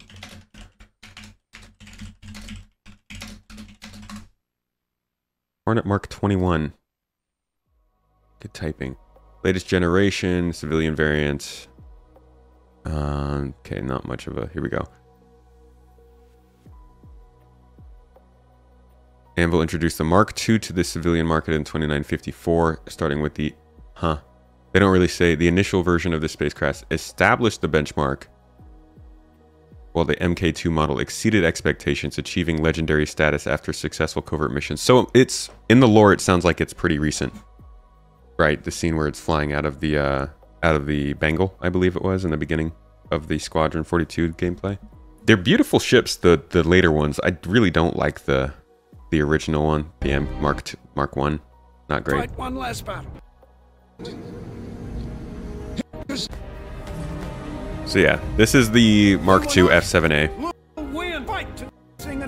And basically we're going to get the...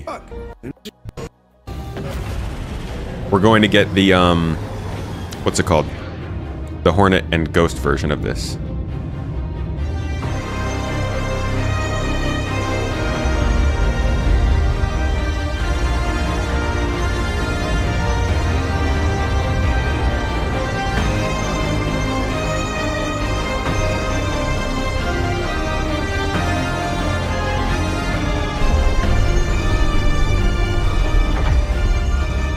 Okay. Sorry. If ever there is a chance for bagpipes, I kind of have to play them. I'm sorry. So we've got the Ghost here. Next up here is the tracker. So there's 2 Hornets getting their Mark IIs. And then this looks likely to be the medical terrapin. We've got a medical bed over here with the scaling. And I mean, you got the fin here that we all know very well. It still has that same sort of terrapin looking shape to it. Whoops. So when you find your... Okay. Unnecessary. And I think, yeah, this is like the first full body look at the Metapin, which we did get a little bit of a look at here. Guess we can kind of see the shape in this. So you can see it's got the fins, same as the terrapin. It's got this weird cut-off front. Looks like a bit of a turret, actually, for some defensive measures, so that's nice. And we jump to this, and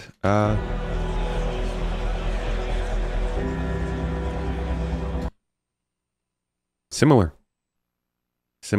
Yeah, the Medipen is going to be a very confusing nickname for this ship compared to Medipens. The more you listen to that song, you feel like the hurdy-gurdy. Yeah, it is. The landing gear being up on this ship is weird. It also makes me wonder if they've done something different with the landing gear for this ship, because the other ships have their landing gear. Why is this one sitting on its belly?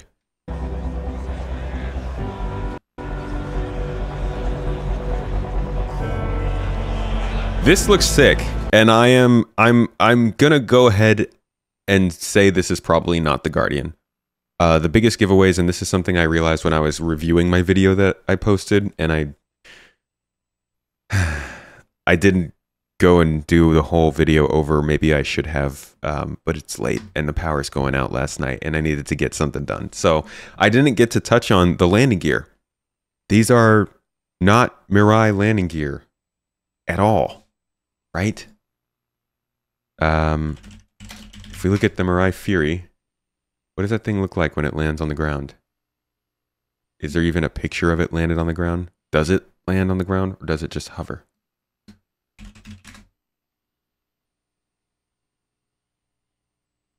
Just kind of... It hovers? Yeah, so there's that. Now the Razor doesn't really count because that wasn't built with Mirai in mind.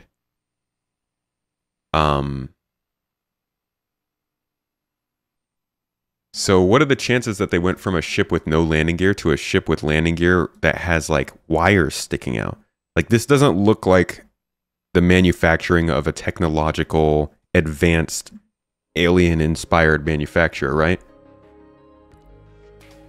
This looks absolutely nothing like the Mirai. I mean, there's clearly 4 shapes. I'd say that's a pretty big similarity between the two. But it doesn't look like what the leaked renders for... Like, it doesn't look like this. And it doesn't look like the picture from last year. It's always possible that they could go through some redesigns, which is what I was thinking. But that landing gear is a pretty big giveaway. What's the Razor landing gear look like?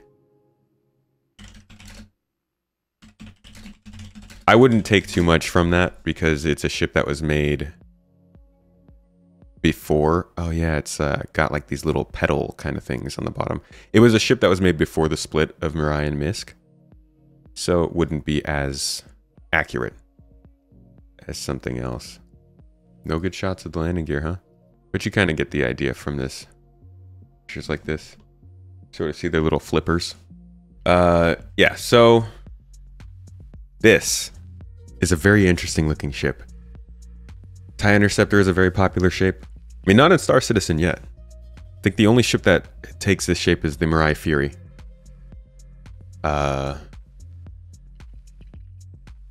Yeah. Don't think there's any real, like, 4-directional ship like that. You think it's a different manufacturer? Yeah, I do too. Feels like cheating to put the same ship in the sneak peek 2 years in a row when you know it's coming out within weeks. Yeah, and that's another big giveaway. I actually put that as a caption on my video. It feels like this is a ship that it wouldn't be a ship they already put on there since none of the others were on there. It does look different from the silhouette from 2023. That is not why I thought it might be the Guardian. Because of the silhouette itself. I just thought the unique nature of the ship, it would be surprising if they were to release 2 ships with a 4-part design like this, or I guess a 5-part design, within a year of each other. That being said, I love the look of this ship, and the fact that it might not actually be a heavy fighter makes me very excited to see what it could be. I'm hoping this is our Star Citizen's version of Slave One. This looks like it would be a very cool, menacing, bounty hunting ship for a solo or 2 people that focuses on grabbing people, transporting them, and getting paid. I'm not even that much of a bounty hunter. I just like, I just love the vibes of it, you know? Gian Aopoa? Nah, I think this looks a little too angular for them. It's given Drake. Not gonna lie. Definitely not Drake, you say. Weird angle to confuse us. Yeah, maybe it is. It would be very funny if it was facing like that, like to the left and away from our monitors, instead of it looks right now at like it facing to the left and towards them, or maybe to the right and away. If it was just facing left away, just completely different perspective would be sick. But either way, this looks like a really exciting ship to me. I'm hoping that we hear about it more earlier than later, and hopefully it's something that I can actually find myself using in the verse. Okay, our next one. This is, I wonder who made this. This is looking like maybe a Esperia design, you guys think? Like it's giving that sort of Tavarin style? I'm thinking maybe an Esperia bomber of some sort, possibly. It looks like up here, like it's got maybe some sort of a bomb shooter, and then back here it's got like more bomb things. King Alvin, thank you for the sub. Appreciate you continuing that tier 1 sub. That does help us, like I said. Yes, this is definitely a misc ship. But what is it? There are theories. Some believe this is a salvage ship and therefore has a space in the back here. Much like the Crusader Intrepid, it looks like it has a cargo elevator in the back. And they're highlighting that with these people standing back there. It's got the VTOL thrusters that the Prospector has. It has a lot of the Prospector's design. Got a mining laser here, and it could be something else here too. Like, what is this? Because everything that they show us in these silhouettes has now become, they're having a little game of it. Everything in the shot is relevant. The cargo boxes over here are relevant. Whatever boxes these are, relevant. This, relevant. This, relevant. All of it is like supposed to tell you something. Disintegrator?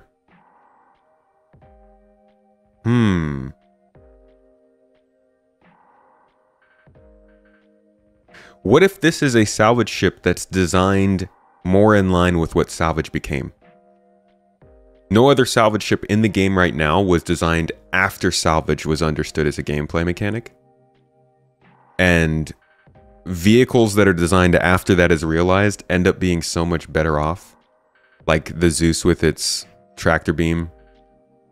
Or any of the other cargo ships that have come in recently.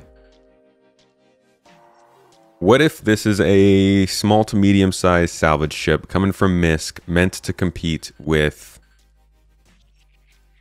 I guess, the Vulture? Maybe a little bit more than the Vulture. Like maybe this is something that pairs pretty well with the Expanse. Yeah, I know there's a what was a ship that the Threshold, the Fortune, MISC Fortune, has to be a mining head in the front. It looks like a mining head. So it'd be interesting if this was a miner and salvager, but that wouldn't really make much sense. They've never deposited minables in boxes like this, so it has to be a salvager. Why else would they have cargo in the back? They could just have the salvage heads look like the mining heads. Landing gear has an Argo style. Man, that would be an actual shake. Like I would be shooketh. Shooketh me more, Dr. Citizen. That's if this was not a MISC ship and it was just somebody else bagging the vertical thrusters and the round fuselage, like what would be real? You hope it's not a MISC ship? I don't know. Either way, it's clearly a utility ship, and I am all for utility ships. Thank God for utility, because combat's cool, but utility is what makes the world go round. Literally. It's like we sit on little spinning plates, and they're fed by all the people doing mining around the world. Strikes you as a design to look like a retrofitted and modified prospector made to mine salvage instead of rocks. That would be the biggest twist if this was actually an aftermarket pirate-made prospector made to actually salvage and it's being sold. But you can only get it in pyro. Can't even buy it for real life money. Ha! Yeah, good joke. Anyways, MISC or Argo, we will see. Mining or salvage. Likely salvage, but we will see. How big is it? We will see. Interesting ship nonetheless. Definitely not expected. I'm guessing this is going to be a little while away though. Like a good while away. I don't think we should even be thinking about this one for a while. Then we get to some slightly bigger ships. This one is the... I don't know. I have no clue. Yeah, I have no clue what this is. It looks like just a simple shuttle. Look at the headlights. It's like honestly, this reminds me of the shuttle from Mass Effect. No, this isn't the Intrepid. They're not gonna. I don't think they're putting the ones from last year on here as well. Zeus. This is too. No, this is too big. This is too small to be a Zeus. Not the Apollo. The Apollo comes later.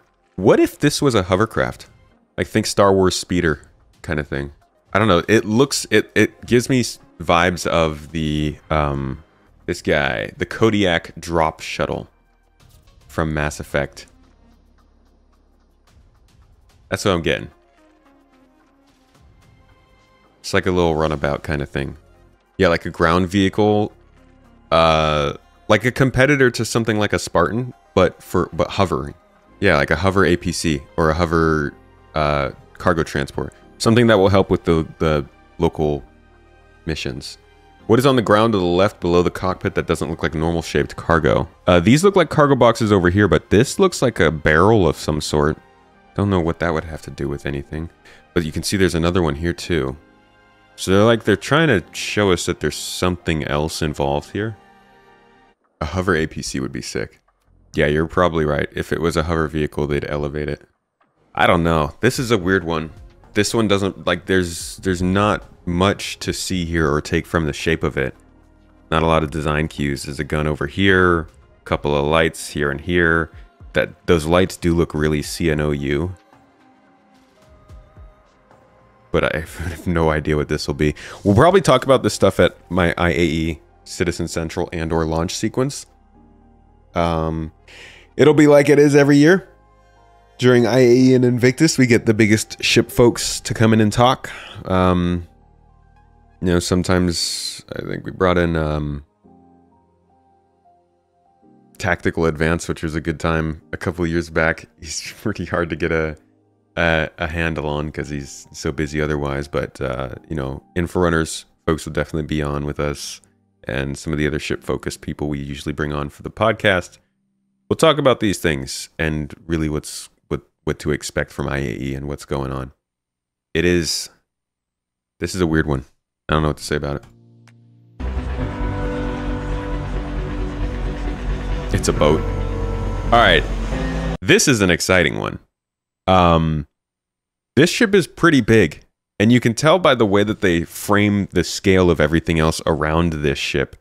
Compared to some of the other ships, you know, look at how close the ship is to the camera. Look at the boxes and everything that's like right here on the sides of what's going on. And then you get to this ship and like everything's far away. This is a pretty large ship. The guys, like this dude is basically the height of the landing gear. What it looks like, at least. It looks like this little piece down here is part of the landing gear. Yeah, wings tell us it's Drake. It is asymmetric for sure. But I think people keep calling this a mini Corsair, and I think it's just because it's such a short ship it looks mini. But when you look at the scale of everything else, the ship looks pretty big. But God knows what the heck it is. This is going to be difficult to land places too, because it's really tall. Looks like a mining ship. That'd be interesting. They didn't really give us, they don't give us any looks at anything on it other than, you know, the same antennas that you find on some of the Drake ships on their wings. This little flap is just like the one you see on the Corsair. Clearly a lot of repeated structural designs. The wings come from Drake. This thruster fuselage back here comes from Drake. This little piece hanging down comes from Drake. The antennas sticking out everywhere come from Drake. Even the cockpit looks a little bit like the Vulture. So I think it's safe to say this is going to be a Drake ship. Not sure what it would be for, though. This could be a competitor to something like maybe like a little bigger than a Zeus. Like this could fit in between or around the Cutlass and Corsair. Definitely looks like it's designed for a specific vibe, though. It's a very short ship. So it can't be 2 or 3 more people. More than 2 or 3 people. This looks to you like it's facing away from us. Guess it doesn't really show much headlights going on in the front, huh? Could it be a Corsair cargo variant? I don't know. It feels kind of short to be the Corsair. But it could be. Could be like a double-decker Corsair. A larger Corsair.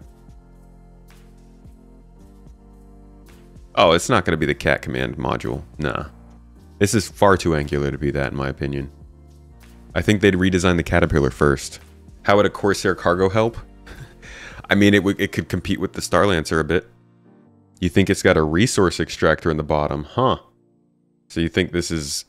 I was thinking just chonky landing gear. That'd be interesting if the landing gear doubled as base building stuff. And then we've got our RSI Apollo. With basically a lot of references to confirm it is the RSI Apollo. You can pull up a picture of the Apollo. Probably one where it's landed. This will be a decent one. All right, so okay, that's tiny. Let's just pull up the wiki. So they started working on this one a little while back. You can go back to Inside Star Citizen,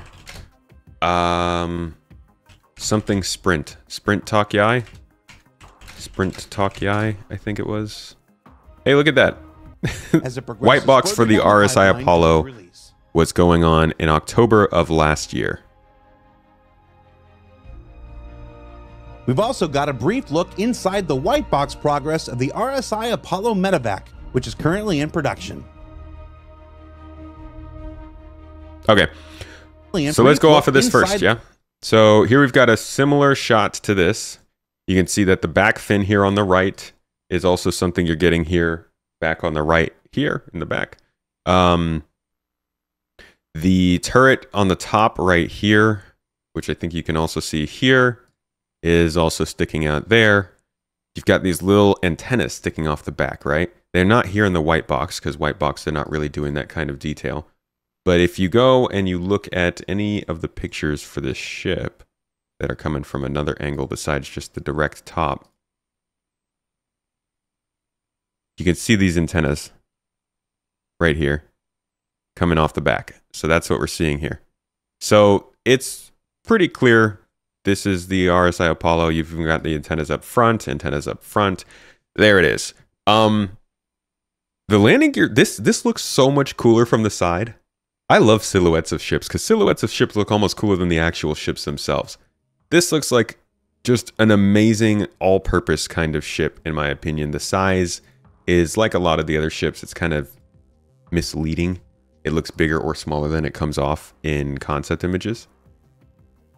This ship, though, is mainly meant as a large ambulance, almost a medical clinic.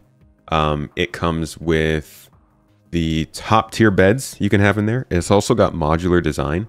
So you can have, I think, 1 top tier bed in here, 2 mid tier beds in here, or 3 low tier beds in here.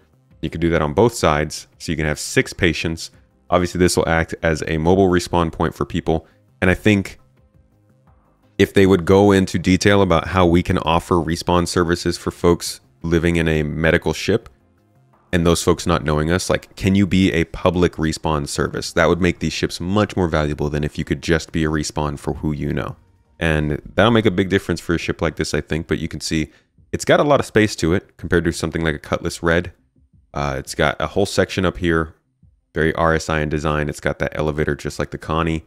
Components room in the middle, medical room in the back here, airlock all the way in the back. And then one of the biggest things that this ship has going for it that I think has held it back is drones. This is actually one of the first ships that will likely have drones, and another reason that we should be excited to learn more about them, because they're putting drones in a lot of different places. For 2948, our patented Shepherd Medlift extraction drones are changing the face of rescue operations throughout and beyond the UEE.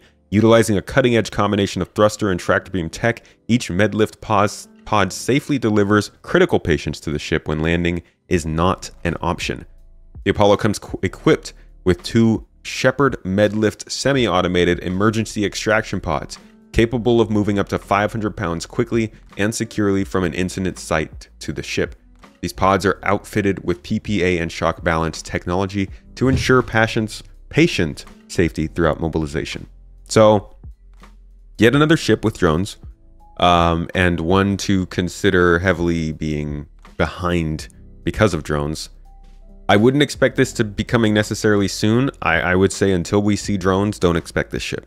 And even then, when this ship comes out, it better be coming with a good update to medical gameplay, because there's just not enough in medical to justify a ship like this being worth people spending money on. And I think they need to do that, you know? Makes sense that way. Another piece here you can see is the side of the landing gear. It's got like that dual strut design with a squashed triangular shape on the bottom, and if you look here you can see that here with dual strut design. So and just like I said with some RSI stuff, there is a little bit, I think these are maybe some just metallic loops on the bottom there, but it's not completely clean. They do leave some bits and pieces pointed out at different angles because they've still got a bit of that utilitarian design next to their sleekness, and that is RSI. That is the Apollo with drones and probably the most obvious design cues to match it up in this entire video. Looking forward to this. Don't know when it's going to come. Like I said, this was a year ago, and clearly they had to put it away for a little while. So we'll see what happens with the Apollo, but again, let's wait to see what happens with drones and death and respawning first before we get excited about this. I just hope that this will be useful as a all-purpose ship, because it's really cool looking. I love the design.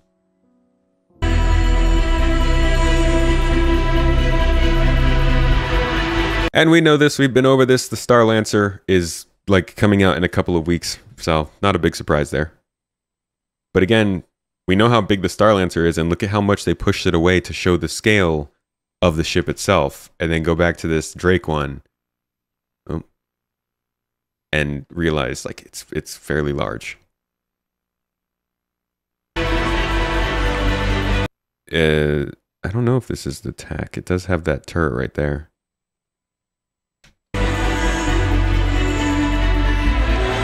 Perseus, this one's a big expectation for a lot of people.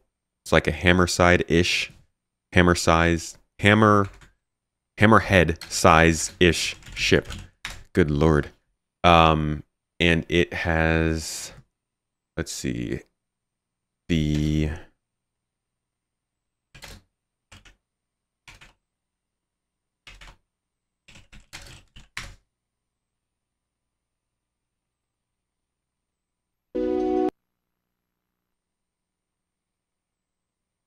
when they were talking about RSI last year, they did say this was going to be a ship that followed the Polaris. Are kind of as one ship, but actually we want to tackle, well, anyone that knows our backlog knows we have a number of large RSI ships on there. And our kind of plan is that we tackle that as a family of ships. We don't just tackle one of them and then we go off and do something else for 6 months, a year, come back and do another one, something else, come back and do another one. We want to tackle them all together, one after the other. And what that really allows us to do is just kind of... See, he says that they don't want to do it with 6 months, but that's the same thing they said about the release of Cargo, and then it took like 4 to 5 months to come out. So it's like, you can say that, but are they actually going to come out one after the other? Tackle them all together, one after the other. And I will say this, ships are the one place where they generally don't fall behind. They're pretty good about getting their ships out. What that really allows us to do is just kind of streamline our development process. We're able to, for our more common areas of the ship, we're able to build kits that we're confident in, that we can reuse and we can make the most out of them. And then that allows us to focus our development time and our efforts really on the much more unique and the important and exciting areas of each ship. Tackling them as a family kind of allows us to expedite their development. We leverage the experience that we've got within the team. And it just allows us to, like I say, streamline everything. So first up, we've got the Polaris. Next up, we've got the Galaxy. Then we've got the Perseus. And that kind of closes out most of our large RSI ships. Okay, so this is the Perseus. This is not the Galaxy. If you were just wanted to confirm, they are not going in the order that they said last year.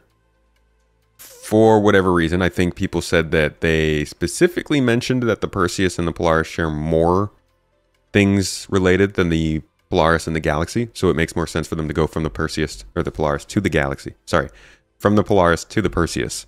So they're working on the Perseus, and I think the big thing to think about here now is taking what they're doing here and applying it to what they said last year. Our more common areas of the ship, we're able to build kits that we're confident in, that we can reuse and we can make the most out of them.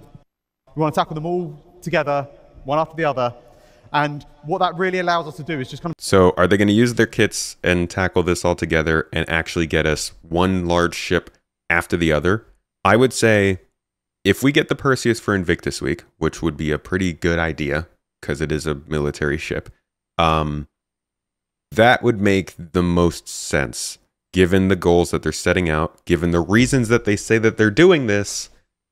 I would expect to see the Perseus at Invictus Week. And if not, then I'm going to be like, okay, has this really gotten any better? If you're saying that building the Polaris first allows you to build the Perseus faster, I would expect this to allow the Perseus to come in 6 to 8 months as opposed to 12 to 14 months, you know? And it's not even that important of a ship. I just think it's important that they show that the scale up of productivity for ships, especially the bigger ships and the backlog overall, is important and it's doable. And it's something that they've got a good handle on for the size of their team. Because if you look at the Perseus was first shown in 2020, I believe. Yeah, IAE 2020. So this ship has been in the backlog for 4 years. It'd be great if they could launch it pretty quickly off the back of the Polaris. It would make sense for them to be at Invictus launch week. We could actually probably judge this by what's going on with the monthly reports. If the Perseus is in, let's say, gray box at this point, then I think Invictus is a guarantee. But if they're just entering white box with the Perseus, they're gonna have to do a lot of work in the first half of next year to get it up on time. So we'll see. We'll probably go over the monthly report on Friday's stream. I think I've got a Friday stream. And maybe that will have something about Perseus in there. The Perseus will be interesting. It's going to be an interesting ship because it's not like... It's not oversized like the Polaris. It's got a big freaking gun on it, which makes it an interesting thing to consider when you're going up against larger ships. But it's also yet another combat ship that's like, you've got to have good turret crew to keep this thing okay. Unless people can, you know, utilize like a Crusader Ares more strongly. The more and more these big ships come out, the more people are going to be interested in things like the Eclipse, the Retaliator, the Ares. Because these targets are going to be fun. It's going to be fun to fight with these ships if they can get turret gameplay working right, if they can get engineering working right. Attacking one of these and whittling it down as they repair it on board should be a pretty fun thing. So this is a good size ship for that kind of thing. It's like a hammerhead that doesn't require as many gunners, and it also looks freaking cool. We'll see how it goes. Wow, that was loud. And then we've got the Ironclad. Oh my gosh. This is an interesting one. I didn't expect them to be talking about this one just yet. The Ironclad is interesting because it has ship module. It has valuable storage section. And it's got a big, I think it's got like the biggest cargo room so far of any ship. The Ironclad is a cool ship. For those who don't know it, I'll show it to you real quick. Mainly focused on cargo. You can probably also carry vehicles. And it's a Drake. It's a Drake capital size ship. People really like that. An entrance at the front of it. Here's a little look at it for a bit.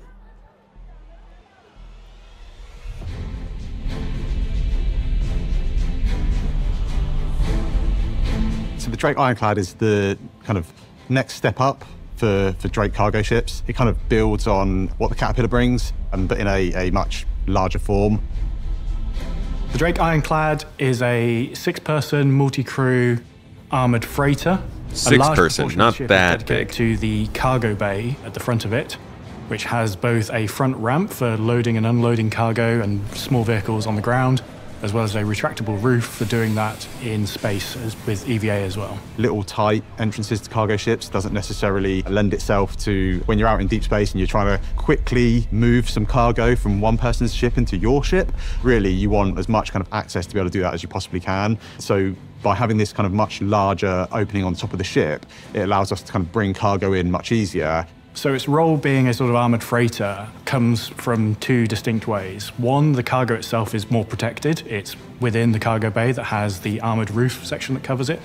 So unlike, say, a Hull C where the cargo's on the outside, you can load it from the outside but then protect it with the Ironclad. Is also Mr. Spock, you take that back. This is an MP4. Those are moving pictures, thank you. The most interesting part of this, for me, is the catwalk that they have in here. The fact that they're putting a catwalk on a newer ship means they'll have to find reasons for catwalks, which means maybe the Reclaimer's catwalk will also be useful at some point. Heavily armoured than the Caterpillar, so it kind of gives a little bit more security to your kind of precious cargo. The exterior is very classic Drake brutish styling, a whole lot of engines and a lot of framework and quite thin structural elements support the rest of the ship. Very bare bones styling. It doesn't have lots of nice padding. It's all there and exposed, and it's really just sort of rugged and to the point. So the Ironclad is really 3 distinct areas. You have all the accommodation in the rear sort of third of the ship. The front 2/3 is really just this cargo bay with the front entrance and the retractable roof. And then you have the command module, which has seats for the crew, plus a few little jump seats for everyone else. Command module is there to steer the ship when it's attached, and the command... All right, hold on. Here's actually a really good view of this. So people were thinking that this looked like the command module. It's got kind of some of the design language right here, but yeah. Maybe if you just took this front portion, then yeah, it would look like this. But the command module on this thing is really long. And like, it's a little curved on the top too. This part should be going upwards instead of sideways. Like, not the same. I can see the general design language similarities, which is why it makes sense that this is Drake, but I think it's definitely a lot bigger than what that is.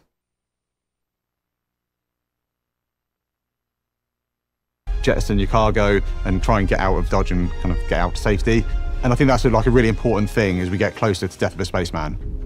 With some of the recent tech that's come online, this brought us one step closer to implementing command modules properly. So not only will you see this detachable command module feature on the Ironclad, but as well it will happen on the Caterpillar. Interior-wise, you've kind of got 2 entrances onto the ship. You can either enter via the command module, and that takes you straight into a kind of corridor section. It's kind of like almost like a mezzanine. You can either go up to the habitation area, which is top floor of the ship, gives you like super nice views out both the kind of cargo out the front and the rear of the ship, or you can kind of come down the ship into the main habitation area. Alternatively, you can enter through the dock and collar airlock, which is on the opposite side of the ship.